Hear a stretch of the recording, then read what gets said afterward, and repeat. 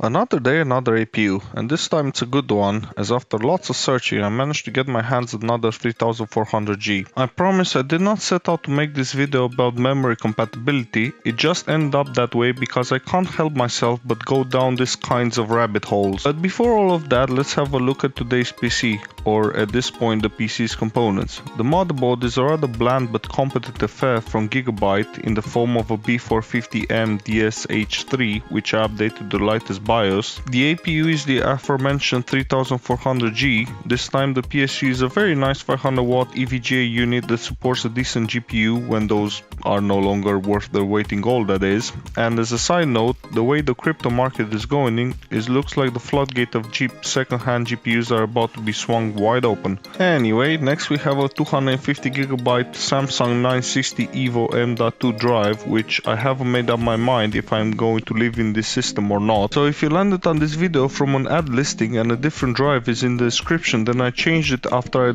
I was done mucking about with it. I have a 250GB Hynix SSD incoming. It's a short form factor, so it's probably that. The case is a Calling Mini ATX one that does not have a reset switch because it has been converted to an RGB switch that controls the front LED strip. This is a nice touch, and it also has actual tempered glass on the side.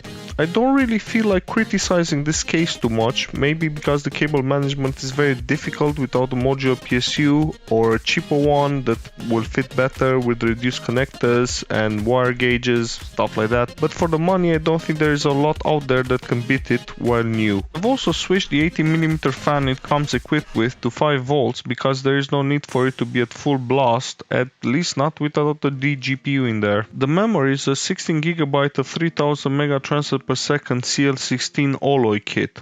I was aware of this brand and the fact that they use decent memory while still staying on a budget, with this particular kit retailing for around 94 Great British pounds. In this instance, the memory modules are from Micron, and since this is the first time I had a chance to play around with this brand of memory, I have a lot of ranting to do about them. But I will get into that in the Heaven benchmarking section. My original plan, and the main reason why I chose a motherboard that has 4 DIMM slots, is that I wanted to use 16GB of 4x4GB Corsair 3000 MB transfer second CL15 kit, but that was very uncooperative with this particular CPU. The memory is good, the CPU is great, and the motherboard is an innocent bystander.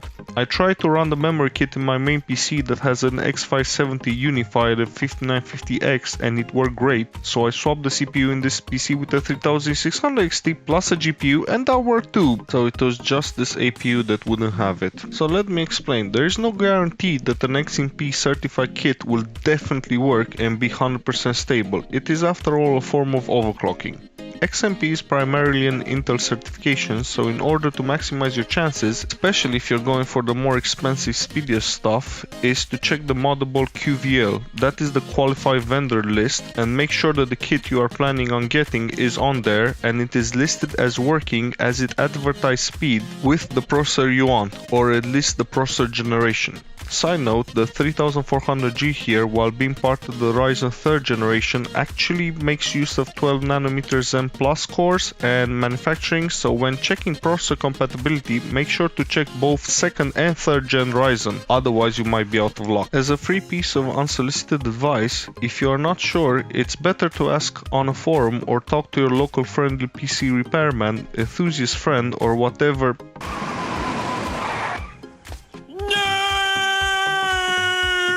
you have access to. Otherwise, be prepared for some tweaking to get everything working correctly, and in some cases you might not quite hit the advertised speeds. Let's see what else. The hard drive is a something or other 500GB affair that passed all C-Tools test. And the cooler, oh the cooler. I have read a lot of reviews for this Master Air G100M that I have left over from another project where I needed low profile heatsink, and there is quite a bit to unpack here. Most reviewers agree that this is not a great cooler, but I think they missed the point when it comes to its use, but not its price. And for that matter, Cooler Master kinda scored an own goal by marketing this thing as being 130W capable. I personally would not use it on anything more than a 3600 XT or something of that nature. Comparing it to a low-profile Noctua is plain unfair due to the cost differences. This is a $40 euro pound cooler, while the Noctua can be found for the princely sum of $44 euros or pounds, so the price difference can justify its much better cooling ability. Plus the hilariously superior mounting mechanism, while also sporting better heat pipes that the central column disc uses. That was my very forced attempt at sarcasm, and I do apologize, but I don't really have that many good things to say about this cooler, except for the fact that Cooler Master thought that by adding RGB they could charge whatever they like for it, which is plain wrong. If it was priced around 25 Great British pounds, then it would be a competitive piece of kit, but like this is kind of a shining turd. I did not purchase this one brand new, so I really can't complain. It has integration with Gigabyte's RGB solution and it works reasonably well, and for the 3400G it is indeed a very good choice. The inclusion of a separate RGB controller in the box is a nice touch for motherboards that do not have the RGB header, well, the 12 volt that is. So I briefly considered shoehorning it into the case LED color change button, but ultimately decided against it. I want to keep my options open with regards to the case. Finally, in terms of cooling, it is reasonably competitive for the CPU type, and you might even get away with some light to medium overclocking on it. It also blasts the RAM with some airflow, so that is all for the better. By this point, to me, Heaven is like an old divining rod that you know very well and can predict how it will react in different circumstances. But the moment I saw the result, I knew instantly that something is off. I was expecting around 34 to 35 FPS with this APU and the test settings used, but instead I was greeted 29.4 FPS. Not exactly dismal, but not within the margin of error either. My first thought was that I got caught out with the latest Microsoft patches that borked GPU performance on both Nvidia and AMD, and this is in the ballpark of degradation that is to be expected. So I promptly reinstalled Windows and halted updates, reran Heaven, and got exactly the same result. Before I get into the nitty-gritty, just a disclaimer, I did not experience any sort of instability with this system, no blue screens, nothing like that, only iGPU specific performance differences that are difficult to explain away. The CPU performance, while not present in the video, was mostly as expected, scaling with memory transfer speed as usual. Left scratching my head, I rechecked BIOS to make sure that the RAM is working at its advertised speed, which it was.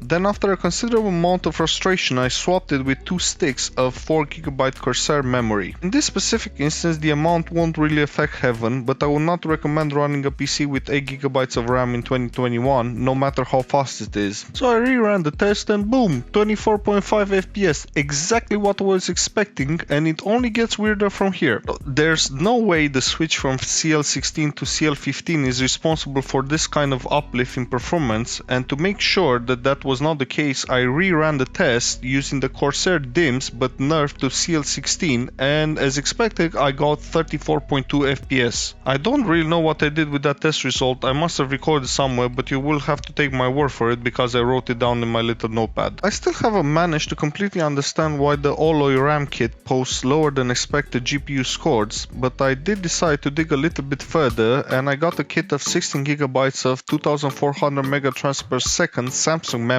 and ran that to compare, with my expectations being that it would post a score somewhere in the vicinity of 29 to 30 FPS, and sure enough I was greeted with 31.6 FPS. I had to make a decision here whether or not I want to change the RAM kits, and eventually decided to stick with the Oloy kit, as I've already tested everything by this point and I know it's 100% stable and really didn't feel like redoing a week's worth of stress testing. I believe that the most reasonable explanation is that there is a bottleneck somewhere when using the Oloy DIMM kit, but here's the kicker. It's only when the iGPU is engaged. The CPU benefits from the faster RAM as normal, so it didn't make a lot of sense to downgrade for the iGPU's benefit, considering that this PC is most likely going to be shortly upgraded to a DGPU when they're available.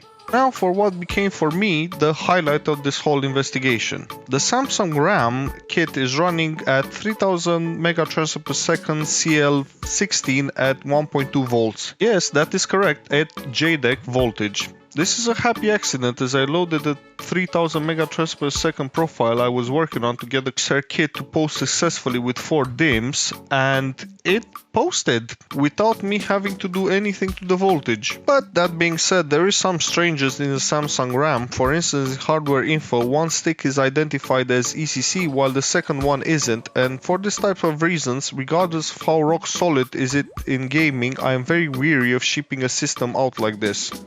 The benchmark score kinda speaks for itself. I ran Heaven on a loop while I was working, and when I came back several hours later, it was still happily chugging away at it. I can't account for a lot of edge cases that might hit the RAM in a particular way and make it destabilized. But that being said, if I was using this PC, this would definitely be my way to go.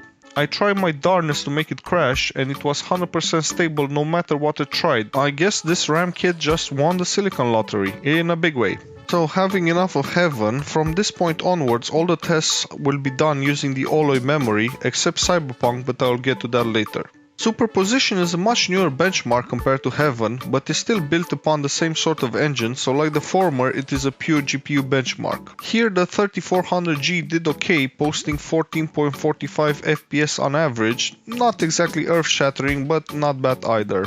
Rocket League is the first actual game we'll be taking a look at today, and I know from experience that this is a very fiddly one, and this time is no exception. It managed to keep above 30 FPS with everything turned up, but it wasn't what I would call an outstanding esports experience, so for this system dropping the settings lower to boost the FPS closer to 90 I think is the way to go. I've seen a lot of strangeness from this one, and I can't put my finger on what exactly the performance varies so much from system to system with comparable hardware, but I'm not gonna use it as a yardstick. It's just that I'm including it here because I know it's such a popular title. In Fortnite I went straight to medium with epic draw distance, and the FPS on offer was closer to 50. Here I think the memory played an outsized part because turning everything to low with epic draw distance did not improve matters as much as expected, the average FPS hovering around 80 instead of the 120 plus FPS I was looking for. The processor utilization is steady and never goes above 65% or so consistently, so there is plenty on tap there. I think that this paired with something like an RX 580 will do very well indeed. Even in this configuration you don't need to resort to extreme things like dropping everything down to performance mode in order to have an enjoyable experience. Horizon Zero Dawn had some rather uncomfortable frame time spikes and drops in benchmarks, but while I played the game, it felt smooth and closer to 40 FPS average at 720p low. The patches really helped this one, as the first time I tried it on an APU it was a complete disaster. At least now it is playable.